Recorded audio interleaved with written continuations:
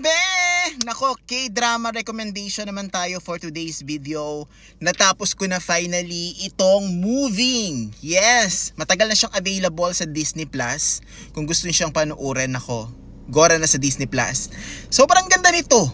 Hindi ko alam bakit hindi ko to pinanood noon. Ito yung mga bet ko na panuuran when it comes to series, lalo na pag sa K-drama, no. Hindi siya yung typical na K-drama na romance and all.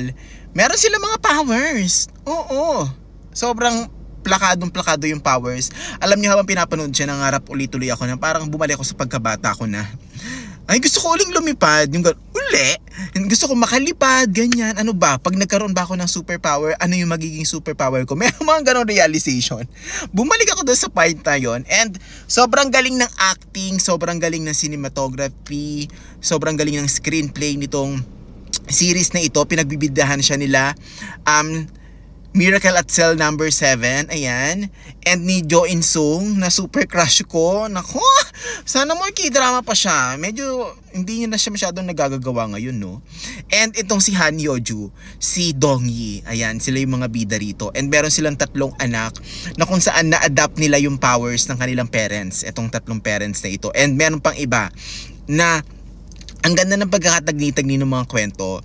Meron ka mga characters na susuportahan mo or susuportahan mo, and sana ganun din yung powers mo, ganyan, and susubaybayan mo yung sarili nilang kwento kasi ano siya, nagtatranscend siya sa past and present nila, and mga secret agents kasi sila. So spoiler alert, kasi nga meron silang superpowers, tapos kailangan nilang protektahan yung South Korea, ganyan. Pero sa ibang mga bansa, meron din palang mga may mga superpowers, ganyan. Though it is fictional, hindi siya totoong nangyayari, pero mapapaisip ka, diba, na what if meron din akong power?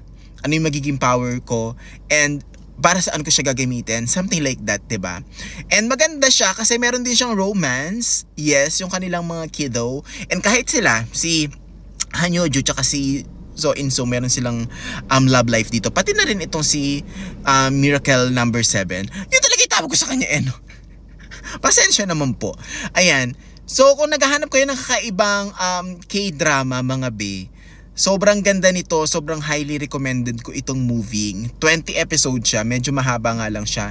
And sana magkaroon siya ng season 2. Oo, sana magkaroon siya ng season 2 kasi sobrang thumbs up itong series na ito.